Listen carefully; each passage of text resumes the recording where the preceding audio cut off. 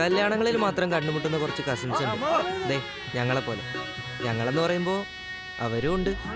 ദിയയുടെയും മനുവിൻ്റെയും കാര്യം പറയുകയാണെങ്കിൽ ഒരു ചെറിയ സ്പാർക്കിൽ തുടങ്ങിയ കണക്ഷനാ. അത് പിന്നെ ഇപ്പോ ഒരു കംപ്ലീറ്റ് ഇലക്ട്രിക് സർക്യൂട്ടായിട്ട് മാറിയിട്ടുണ്ട്.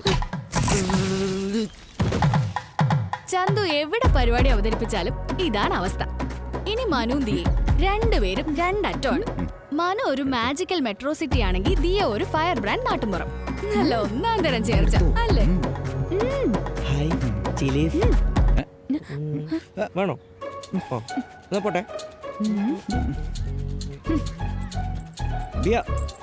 കണ്ടില്ലേ, നോ പക്വത നോ ബോധം, ഓൺലി പ്രേമം. എന്താ അല്ലേ? അശ്വതി ചേച്ചിയുടെ പുച്ഛം നോക്കണ്ട. പുച്ഛം ഇല്ലെങ്കിൽ അശ്വതി ചേച്ചിയില്ല. ദിയ ചേച്ചിയുടെ മനുഷ്യന്റെ കഥ പറഞ്ഞ രസം. ഇടയ്ക്ക് ഇണങ്ങും, ഇടയ്ക്ക് പിണങ്ങും, ഇടയ്ക്ക് മിണ്ടാതിരിക്കും, ചിലപ്പോ മൈൻഡ് ചെയ്യാത്ത പോലെ നടന്നു പോകും. പക്ഷെ എങ്ങനെയെങ്കിലും ഏതെങ്കിലും ഒരു കല്യാണത്തിൽ വെച്ച് അവര് വീണ്ടും സെറ്റ് ആവും. പ്രായത്തിൽ കൂടുതൽ പക്വത ഉള്ളതുകൊണ്ട് ഇടയ്ക്കൊരു തള്ളവായി പഠിക്കുമെങ്കിലും മേഘ ആ പറഞ്ഞത് കറക്റ്റാ.